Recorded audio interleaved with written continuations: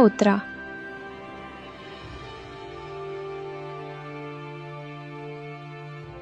मैं भी तुम्हारे पिता का साथी था। उन्होंने मुझ पर बैठकर कई यात्राएं की। तो तुम भी उन्हें याद करने आए हो? हाँ, उनका नाम मेरे लिए सम्मान था। ये लो मेरी अयाल के बाल, जब संकट आए बुला लेना। तुम सब उनकी निष्ठा का प्रतीक हो। मैं इन बालों को संजो कर रखूंगा। तभी घोड़ा काले बादलों में गायब हो जाता है।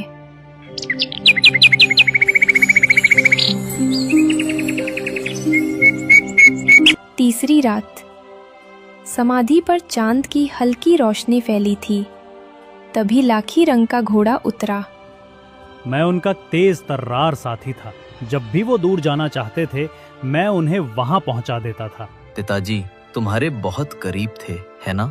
हाँ, और अब तुम भी मेरे प्रिय हो। ये बाल रख लो, जब चाहो मुझे बुला लेना। तुम तीनों का आना मेरे लिए आशीर्वाद है। पिता की आत्मा निश्चित ही शांति में होगी।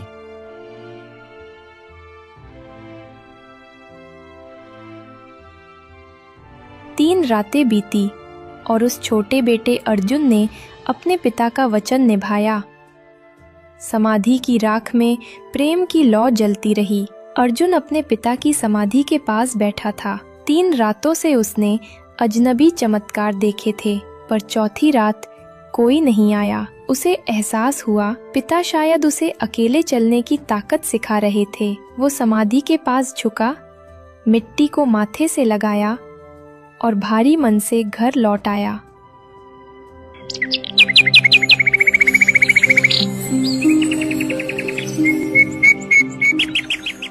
तभी एक दिन तीनों बेटे एक जगह बैठे। सामने पुरानी संदूक में रखी कुछ मुट्ठी भर संपत्ति थी। चलो जो है बराबर बांट लेते हैं। मैं सबसे बड़ा हूँ, मुझे ज्यादा हिस्सा मिलना चाहिए। अरे भाई, पिता ने तो नहीं कहा था कि बड़ा ज्यादा लेगा। तीनों का हिस्सा बराबर होगा। भाइयों, जो भी हिस्सा मिले मैं संतोष से लूंगा। पिता का आशीर्वाद ही सबसे बड़ा धन है। अच्छा, तू तो बड़ा धर्मात्मा निकला।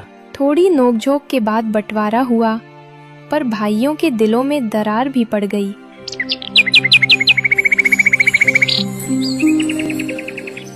दिन बीते, संपत्ति घटती गई। तीनों भाइयों को अंततः दूसरों के पशु चराने का काम करना पड़ा। देखो भाई, ये गायें मालिक की हैं, ध्यान रखना कोई खो ना जाए। अरे छोड़ ना, थोड़ी बहुत अगर बिकी भी तो कौन पूछेगा, पैसा जेब में रहेगा। आज 2 बकरियां बेच देते हैं, मांस खा लेंगे, कल नहीं ले आएंगे। ये ठीक नहीं है, ये चोरी है। चल तू अपना उपदेश अपने पास रख।